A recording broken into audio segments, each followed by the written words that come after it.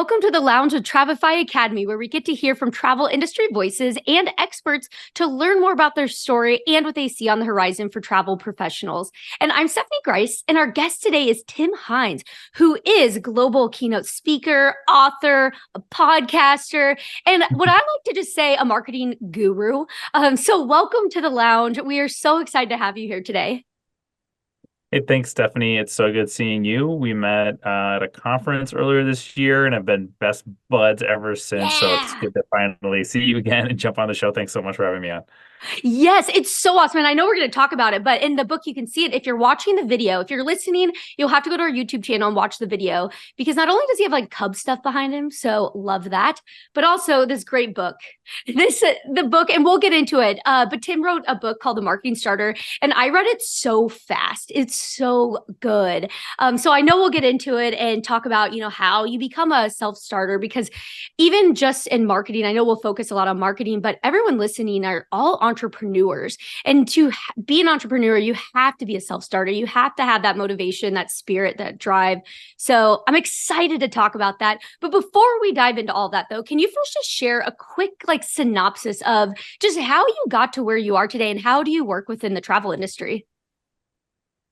Yeah, so I'd say my path is pretty meandering, both from the marketing domain expertise that I have and then also in and out of the travel industry throughout. But I'll rewind back to, well, I guess it was about 10 years ago. I launched a company called Business Traveler Social, BT Social for short.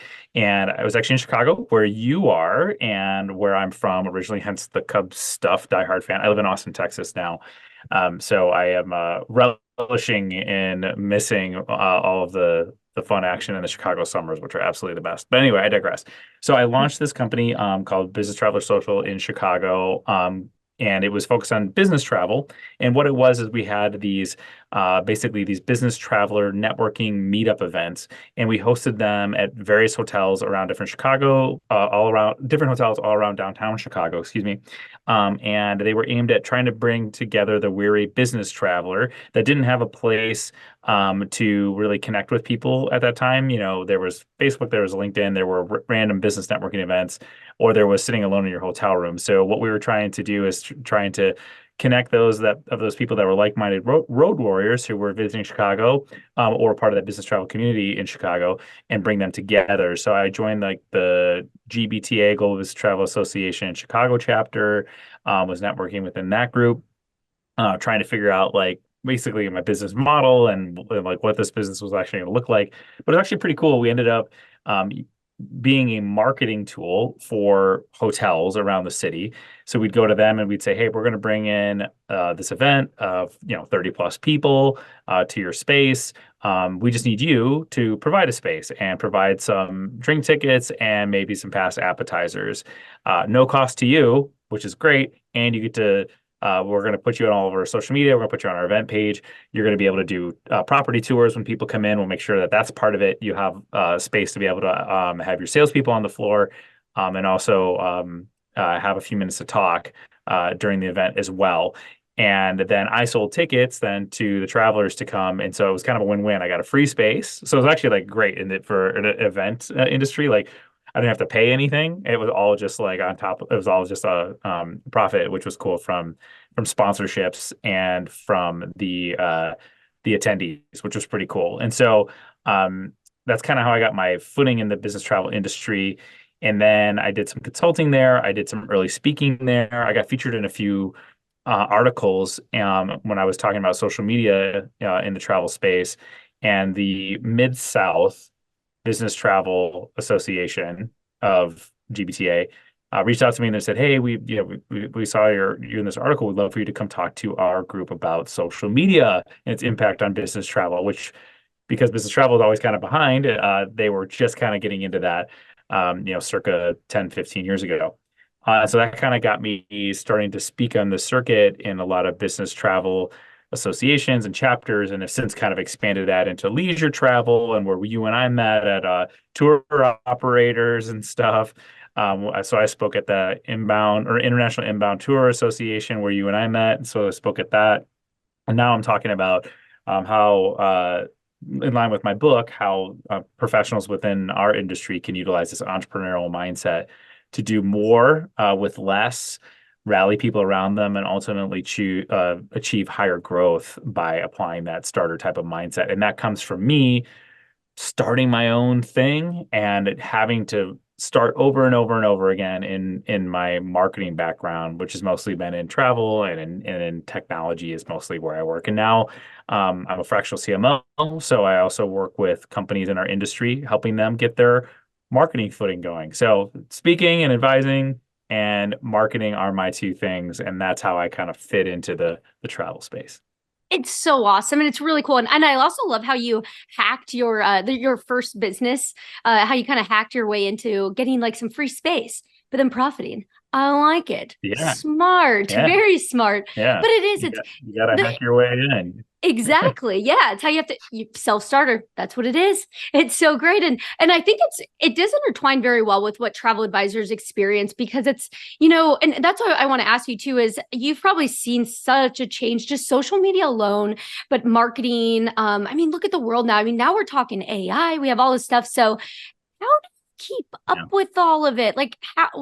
How do you do it, especially when you're trying to run an actual business?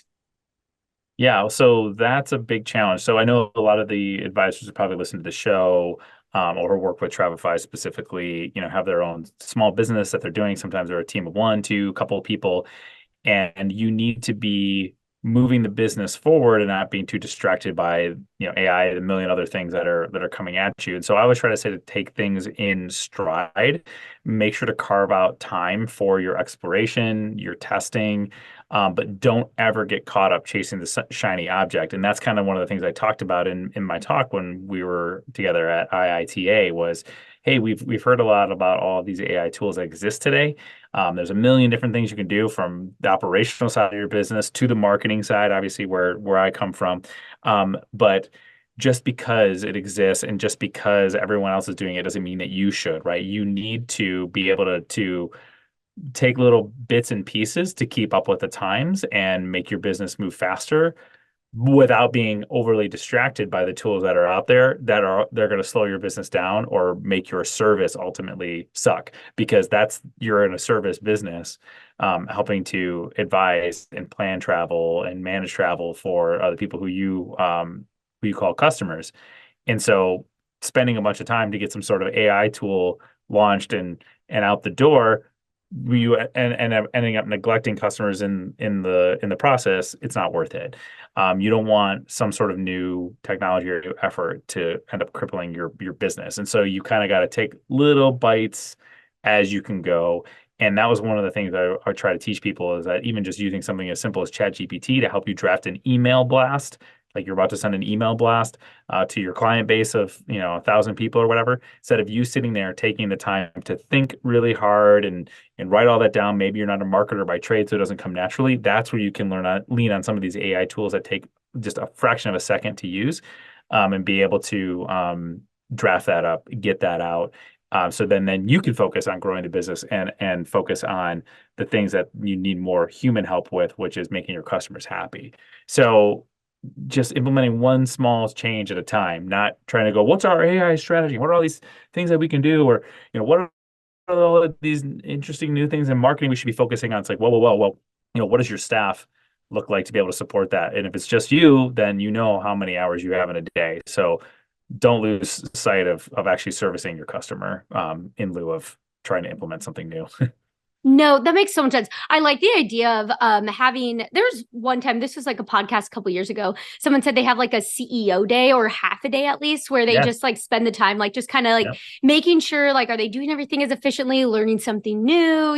So I like that. That's really smart. And especially when it comes to marketing, you can bite off so much more than you can chew. Oh, yeah. It's so easy to do. And I know one of the things that you always talk about is doing more with less. So can you Yep. share a little bit more? Like, how can we do more with less?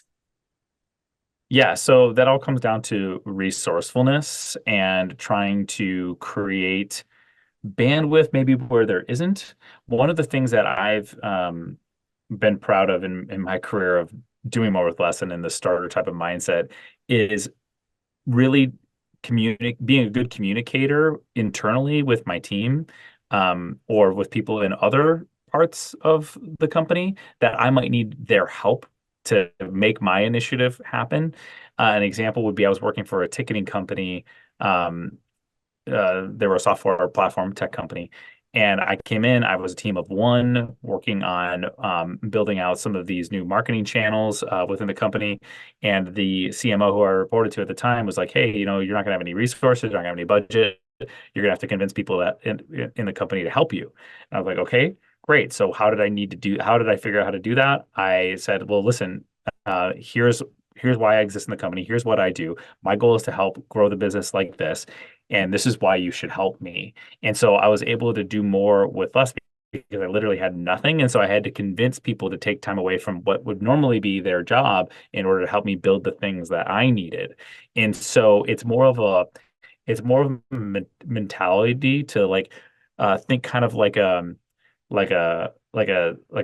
spy, or not to say a really old age term, but like a MacGyver, right? Where he could like make a bomb out of like a piece of gum and and paperclip. It's like looking at every tool you have available to you and going like, okay, how can I get the most out of this tool and the most out of the team that I have? So it's just kind of doing a resources assessment and looking and trying to think creatively instead of going like, oh, well, I only have, basic, maybe this basic email provider, and I can't use it but I need a landing page built. Well, could you maybe use it to build something like a landing page in it? Maybe it has some sort of functionality. Like what juice can you squeeze out of every little piece of resource, whether that's a tool, person, process, whatever.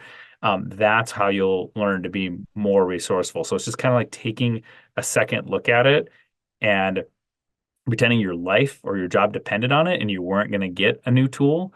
What can you get out of that? And so if you look at it with that frame, I think you'll be able to be a little more resourceful in some of the things that you need to get done. I love that. And actually, I was literally, as you were saying that, I was like, oh my God, that's Travefy. Because so many times, a lot Uh-huh. of users, like, they'll come to Travefy to do like trip building and itineraries, but then they don't realize that everything, all the other tools are already there for them, which includes like a There you landing go. page builder, a form Wow, see? builder. Like, Yeah. yeah.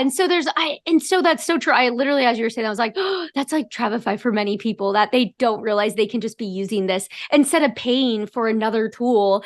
And like, especially when it comes to website landing page builders, I mean, ooh, that could be such a dicey road if you don't know what you're doing. And Yeah, so it's right. like, yeah, Ugh. using Mm. what you have. Yeah. And I think we run towards shiny new things very easily and get excited. And I like what you're saying. Like, you gotta, like, if you didn't have anything else, how would you use this? That's great. I like that. Yeah. Yeah, if you didn't have the capability or nothing else was coming for you to save you, how are you going to save yourself? Yeah, exactly. Well, and there's also so many, we're definitely seeing in the industry too, there's so many or assistants or virtual assistants, and a lot of people are kind of leaning on those too. They're, trying to clone Yeah, themselves almost like, and I'm like, that's brilliant, if that's what you see, like those missing gaps and stuff. And so I think that's really cool. I yeah. love that tip. And on that, are there other mistakes that you typically see like small business owners make at all that you're like, you don't have to do that. Here's a better way to do that. Yeah, I mean, I think number one is you're just trying to do so you're wearing so many different hats. There's a lot of things you need to do to keep the business running. Um, and you want to take on new things, but if you're not doing them, I want to say like all the way or well, then it might not be worth even doing it. So you really have to do an assessment internally and go, okay, what are the top three business challenges I have today? Maybe five.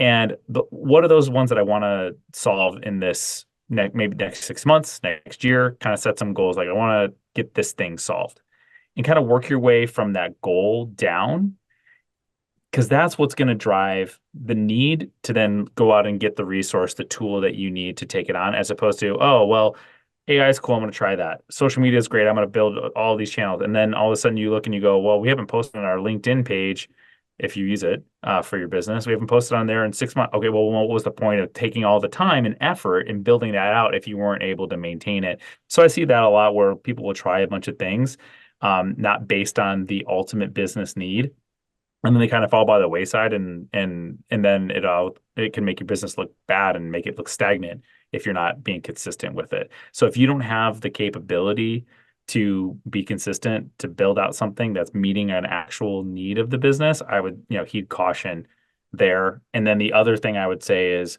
recognize when you need help with marketing, selfishly, right?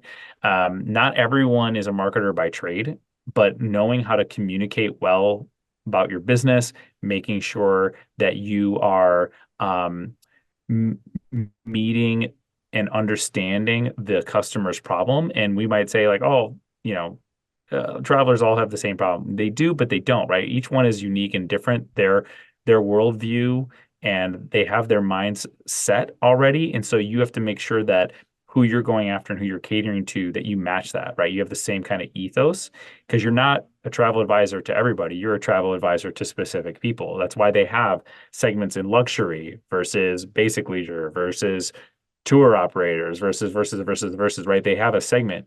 And even within your segment, you have a certain reason why your business exists. So you can't forget what that is. That should always be your North Star and should match what your customer believes too, because your goal is to do business with people who believe what you believe. You can't be all things to all people. And a good marketing foundation, communication plan, messaging framework, those kind of things will help drive that forward and keep everybody on track. So I would say watch out for that too. Get the help you need. Yeah. Yeah, and well, that's what I was going to ask actually too, is for those listening, if they can carve out some time and like start simplifying and looking at their marketing, what is the way to do that? Like, do you want to answer? Are there like kind of like you just talked about, there's a couple of questions you need to answer, or is there like an exercise that you recommend that you can do to just really help simplify it and figure out so you head down a good path? Yeah. So I mean, the first exercise is just looking at what are you doing today? So if we're talking about marketing specifically, I mean, there's a million other things you could do within the business, but let's talk about marketing specifically.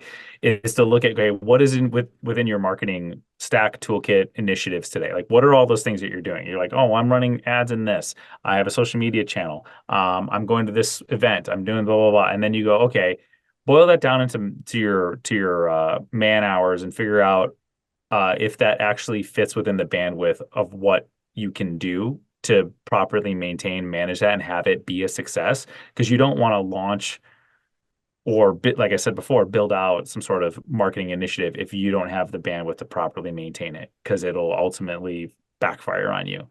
And so I would start with an exercise of just doing a brass tacks assessment of everything that you're doing today, and is it actually helping to drive the business forward? Do you need it? If you don't, then scrap it. You got to go lean and mean with some of this stuff. And the way that you do more with less is also having less in a figure of speech, right? Is don't try to do too many things. Don't try to bite off more than you can chew, especially when it comes to marketing, because then all of a sudden you're going to wake up one day and go, this is such a mess. Now I need someone like Tim to come in and fix it all up. I shouldn't have created this problem to begin with. No, it's so true. And it's so easy to do too sometimes. And I know too, another question for you, and maybe you don't have an answer for this, but I think a lot of times, and I'm guilty of this because I'm like, ooh, look at all the marketing things you can do. And then it probably overwhelms people. But there's like email Mhm. marketing, social media, all the different, is there a marketing avenue that you like the most that you think like right now, or any trends you're seeing that you're like, that's a good one you should check out right now if you're not doing that? That's a really broad question. It is. So maybe we'll keep it tuned in for our travel advisor friends here, because that's who's probably listening, and then the ones that are running their businesses themselves as well. I think this ties into that. I would say that, yeah, utilizing AI is a big thing, right? Because that's going to help both the marketing operational stemming of creative ideas, speeding up things, be much easier for everyone now. It's going to help marketers be better marketers, help business owners be more like marketers because it's going to give you that little bit of an edge to get things made faster, as opposed to maybe taking the time it would take you to go out and source a consultant or a contractor. You could maybe use an AI tool to help you actually get that project done easier now. So I would say that's why it is important for you guys to be exploring and looking at AI and the way it helps with your marketing and your business operations, your customer support. Like there's so many great things that you can do. But again, don't do them all at once. Start with one, do one at a time kind of a thing. You know what I mean? So I would say kind of start like that. Yeah, one at a time. I like that.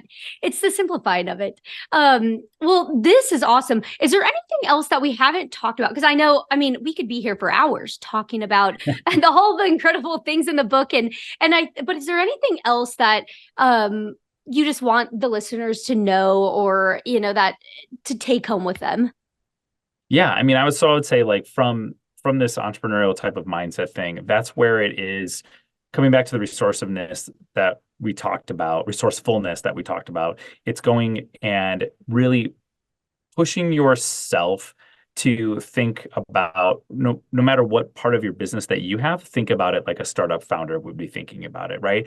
How do I get people to care about this as much as I do? How do I do more with less, be resourceful? How do I overcome challenges and be okay with failure? I think that's one of the biggest takeaways that sets entrepreneurs apart from other people is that what you don't see when you read these awesome stories or watch CNBC make it and you hear about this person that started this multi-million-dollar company during COVID and then all of a sudden they're doing great. You didn't see how many times they failed beforehand. They don't talk about that, right? You don't see all of the amazing amount of failure of implosions that happened before they actually got to that thing. So you have to be okay with that. Some people just inherently aren't, but you can train yourself to be. And the way you do it is with practice. And the way you practice is by trying and doing something and taking action. And so that would be maybe my takeaway for the audience is, okay, how do I apply this entrepreneurial mindset? Number one step, do something. Entrepreneurs do. They don't just talk. A lot of people can talk. Oh, I'd love to start a business one day. Oh, I'd love it if I, built this craft store. Oh, I have an idea for a t-shirt. Oh, I could, oh.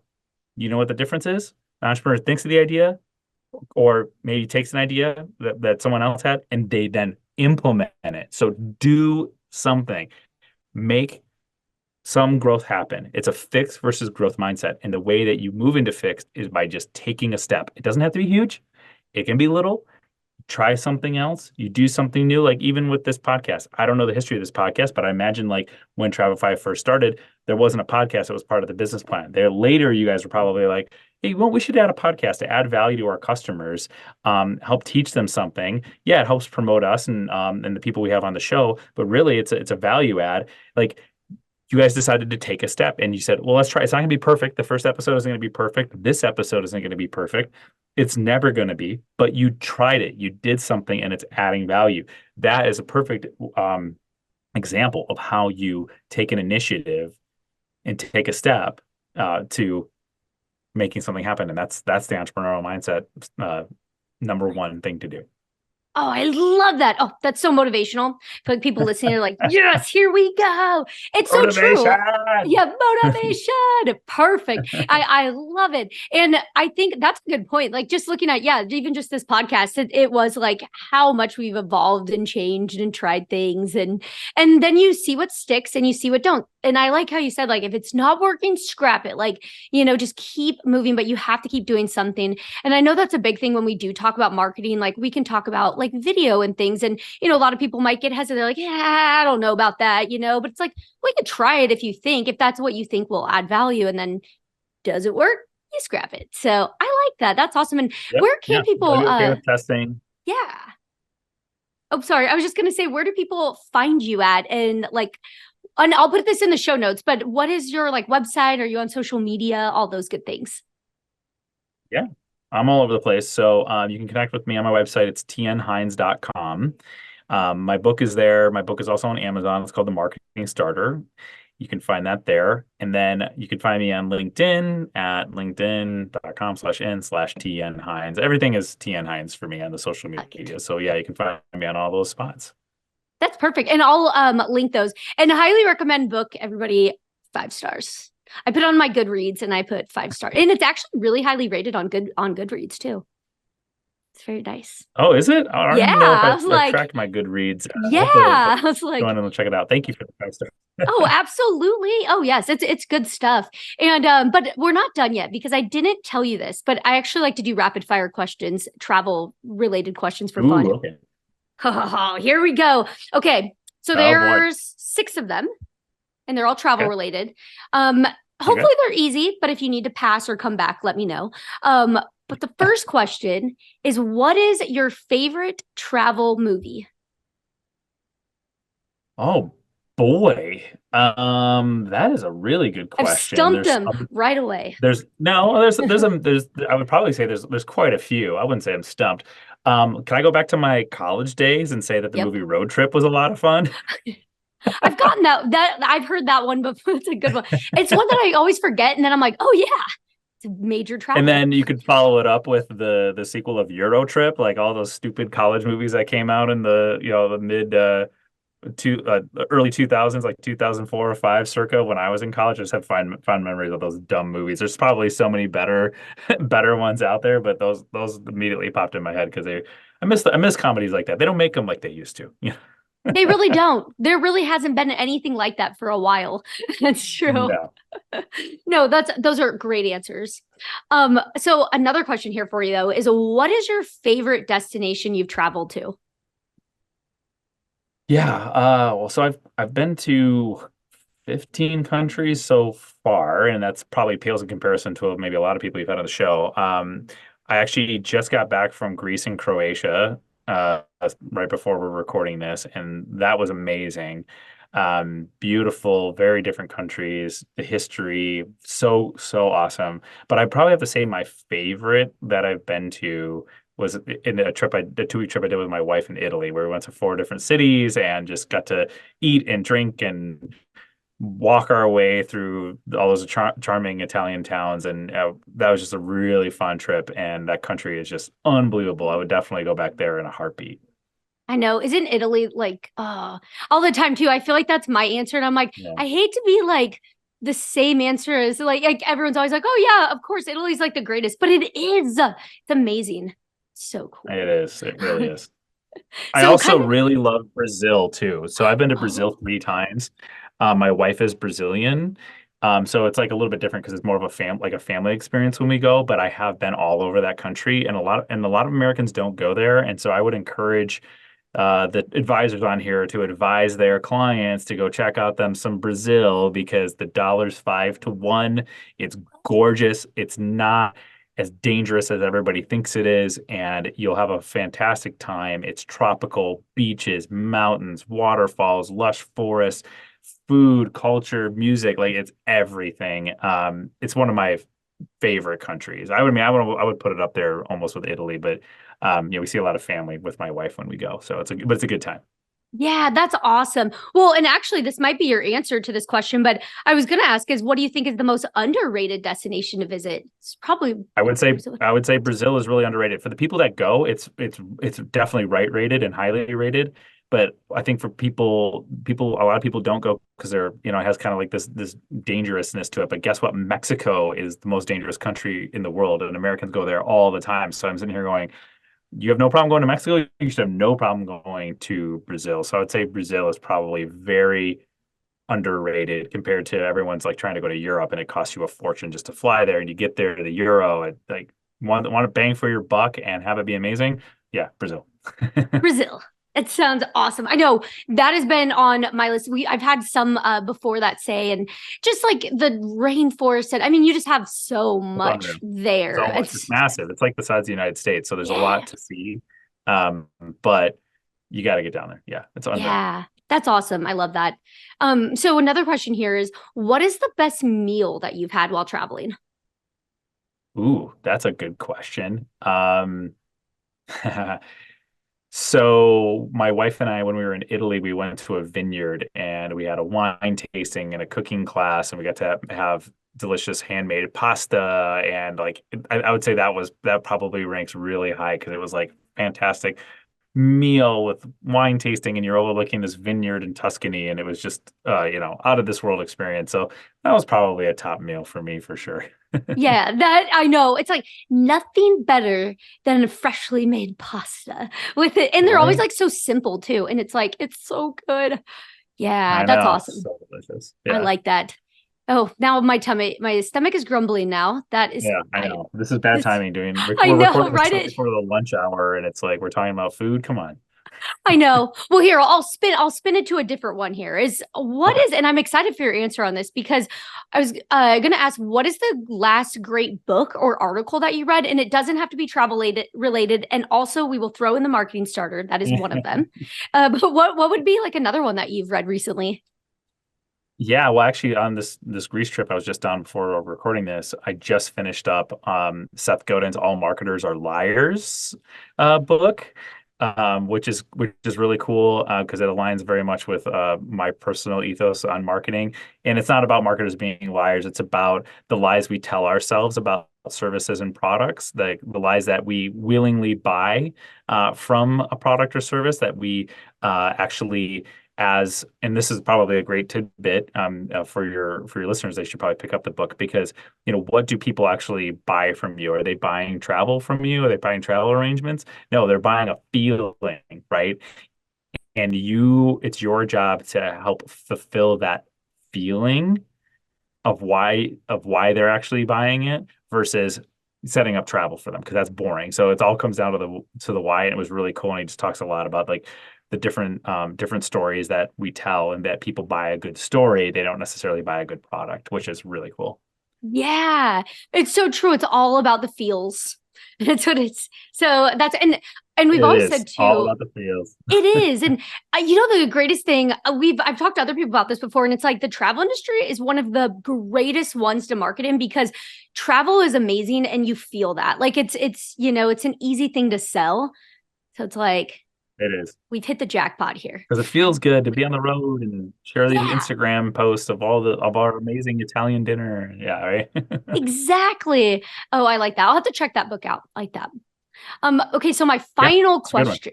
Yeah, it's like I have a very long running list that it just keeps growing as I talk to more people on this podcast, but that is a good one. I like that. But this last question here is kind of a funny one. Well, it could be serious, could be funny, whatever your response is, but what is the craziest thing that's ever happened to you while traveling? Ooh, craziest thing that's ever happened to me while traveling. Okay. So I had a recent one that happened to me last year. It was like total dumb move where I take an Uber to the airport early morning so I don't bother my wife. Early morning flight going to Salt Lake City to speak at an event. I get to the airport, and I'm usually fashionably on time because I pre-check and clear, and it's just a backpack. I can walk right in. I don't check. I don't get there 2 hours early. They usually recommend I make fun of people who usually do that because it's just me and a backpack typically, and I got pre-check and clear. So I'm like, I don't need to do that. I get there, hour max beforehand. So I left my wallet at home, and I had to desperately call my wife, who's asleep because it was like a 6 a.m. flight. And I had to have her bring me the wallet, but we live like 25 minutes away from the airport. And so I just kind of stood there waiting for her, watching the clock tick down, tick down. I get the wallet, I run through, I get up to security. Of course, they pull me aside to do a random check. And I'm like, oh my God, I don't have time for this. And then I'm looking where my gate is, and I was flying with Delta. I don't know what I fly with. And it was way at the other end of the airport, and I was running. I run up, gates empty, doors closed, and I was like, "Oh my God, I'm speaking today. I'm gonna miss this flight. It's like one of the only flights." And I'm like trying to find a Delta person. There's nobody around, and luckily I'm looking through the window of the jet bridge, and I see someone walking up, and then she opens her door, and she's like, "Are you supposed to be on this flight?" I was like, "Yes." She's like, "You just made it. I just went down there to do the final check, but the door is still open. You can go." And I was like, "Oh my God." And so I ran, and I was literally the last person on the plane, made the flight, got in. It was like the most hectic morning, and I felt so stupid for forgetting my wallet. And every time I leave the house, I'm like, "Oh, okay, good, I got my wallet." Like it just now becomes like an inherent second check. So don't forget your wallet, or if you do, give yourself more time to be able to go home and get it. That was not fun, but I made it on time. Speaking went great. Trip was awesome, but it was not a great start to the road trip. Well, but now you were able to share this story during a podcast. So Yeah, it there you all, go. no, Well, it what's is. up? It gets, I always like, cause I switch bags a lot too sometimes. And Mhm. and especially like when you work from home, you're not like every day going Yeah. out with your wallet. So it's like Yep. really easy. I've been very close. So that is terrifying. So I'm Yeah, it glad is. you made it. Just Yep. that. My wife saved the day. I'll give her the accolades for that. She did it. Yes. Otherwise, they wouldn't have heard you speaking later, too, because that's another thing. That's, yeah, Yeah. Yeah. And scary. it was the same day. So it wasn't like I had any padding to get a different flight. That was the flight. That was it. You have no other options. Oh yeah, that is scary. Well, glad you made it. And I've loved in chatting with you. And again, I'm putting all of your information in the show notes. Everyone can go check it out. Follow you and get all the good guidance and Yeah. expertise. But want to thank everyone for tuning into this episode of the Lounge with Travefy Academy. And of course, thank you to our special guest, Tim, for joining us today. And be sure to subscribe to our podcast or subscribe to our YouTube channel for all of the latest episodes. And we hope you enjoyed our conversation today and join us again. But for now, stay safe and we'll catch you on the next flight. And you won't forget your wallet on that flight. That's right. Thank you.